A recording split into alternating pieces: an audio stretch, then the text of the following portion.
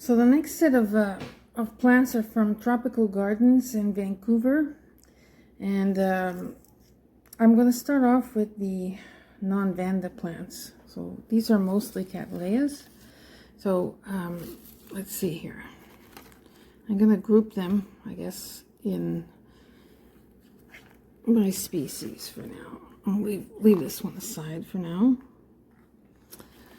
These two are Cattleya nobilors. Unfortunately, these flowers did not survive the 3 days in transit, I guess due to the heat. So this is Cattleya nobilor Amelia. I'm going to show you the tag. Anyways, this one I guess is known for its fancy lip.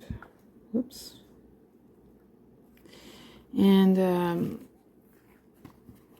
And it grows pretty much like a Walkeriana in the sense that the flowers come from a leafless pseudobulb and not from the apex of a leaf. So anyways, this plant needs a good watering and a good repotting, but I gotta wait till I get my supplies next week to do something about it. But for now, hope it chills out and stays alive long enough for a repot. The other nobilor is this one here, and this is a younger plant. This is nobilor forma tipo, and it just means that's the pink form. So it's a smaller plant, but it's I really like the pseudobulbs on this one, and it has a new pseudobulb coming here. So I think this plant should do very well for me. I mean, if it grows just like a Walkeriana, I think it will do well here. I think nobilors are a bit warmer growing. I don't think they're from the same place in Brazil, but I thought give them a try because they have the most amazing fragrant flowers. Just awesome. Here is another. This is Cattleya Walkeriana, forma semi-alba. Now he used to have almost it wasn't quite a semi-alba, but it was almost a semi-alba, and it used to bloom for me quite regularly until it got bacterial rot, and I lost the plant very quickly. So I'm very sad about that, but these plants are not easy to come by, and I was actually quite lucky to get them from Tropical Gardens. I don't think that these were in their catalog, and sometimes it helps to ask vendors if you have something on your wish list, and he happened to have these, and I'm very, very, very happy to have them. So I'm really hoping to do a good job with these, and I think these will be all summered outside, because the type of weather we're having now, hot, humid, sunny weather, is the kind of weather that these plants love. But this will happen after they're repotted and are in more stable pots. 'Cause none of these seem to be able to stand on their own. So the last plant here is I believe a Walkeriana hybrid.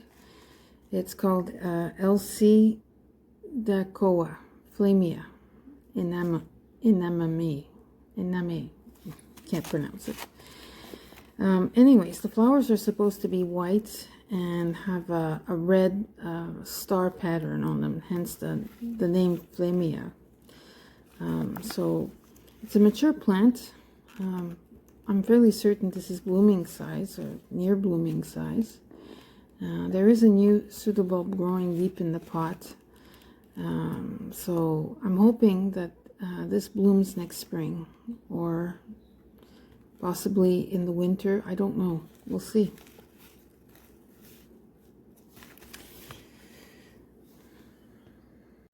So the only Phragmipedium in this order is this Phragmipedium persei. And to my surprise, it's in bloom. So it has one spike and one flower and one bud. So that's really, really exciting. There was also another flower in the wrapping, but it fell off. So anyways, this is my second attempt at growing Phragmipedium persei. I really like this plant. I think it's kind of cute because it's very compact. The flower is quite small, as you can see. And they bloom usually for a very long time. And they put on quite a show when you have multiple spikes going. And I see some active roots coming out of the next growth that should be blooming. So so that's awesome. I'm really, really happy with this purchase. Phragmipedium persei. This is Neostylus lucneri, variety jasmine, which has all white flowers. I don't know where the tag went. It's somewhere. I don't know where it is. So this one has a much better root system than my last plant. So I'm really hoping that it will do well for me. I have to tidy up this end here. This is needlessly long, so I'm gonna chop that off and make it tidy again. This plant has rebloomed before, so my impression is that this is a relatively old plant. I don't know. It just looks old to me. There's a new leaf coming. So on here there's another kind of miniature plant. I'll move this back. This is now Vanda Blaupunkt, since Neophanedia is now a Vanda. So this is Vanda Blaupunkt, which is Vanda ceruleans or corolescens times Neophanedia falcata. So it's supposed to have some fragrant blue flowers. And this plant is, again, looks very old to me. It has a decent set of roots. This is not going to be its final pot, but for now I'm just leaving it here. It just makes it easier for me to soak it every day. But it will most likely sit in some kind of clay pot with moss in it or something. I think that's what I'll probably wind up doing with them. I think that's what the website said. It liked moss and even perlite, so I might stick with that. It's bloomed many times before, so again, this is a one with fragrant flowers, and that's the reason for the purchase, and hoping that it does well for me. The next one is a species. This is let's see if I can find the tag.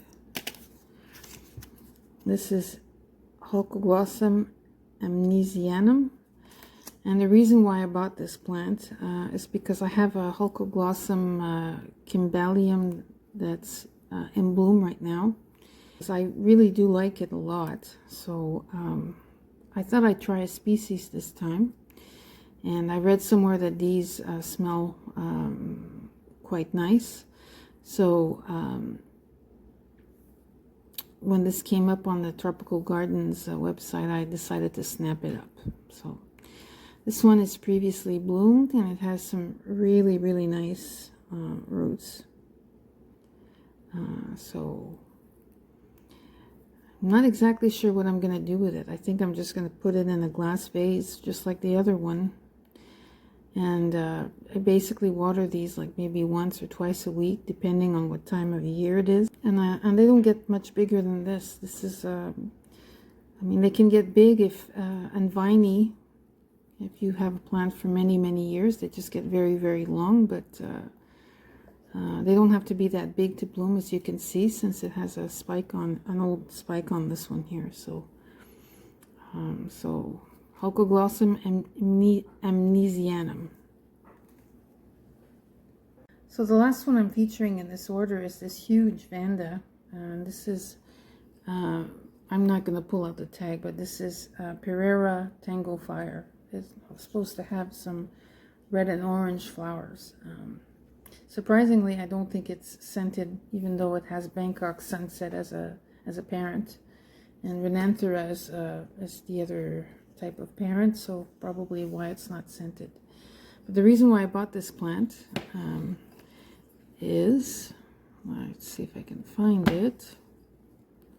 Not easy to find now that I'm trying to make a video, but as you can see, there is a spike here, and somewhere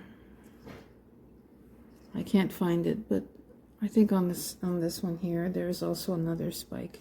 So this plant is an early spike, so the reason why I bought it in the first place. We'll see. This is my second Bangkok Sunset hybrid. My first one, which was Bangkok Sunset times Pine Rivers, is growing very, very well. I bought it last year, but it hasn't flowered yet for me. So this particular one, Tango Fire, is supposed to be very prolific for flowers and spikes. But I don't live in Florida. I live in Montreal, so hopefully this does well for me. I may summer it outside. I'm not sure yet. But for now, I'm just giving them some time to adjust to my homes. So I hope you've enjoyed all these new purchases, and thank you for watching.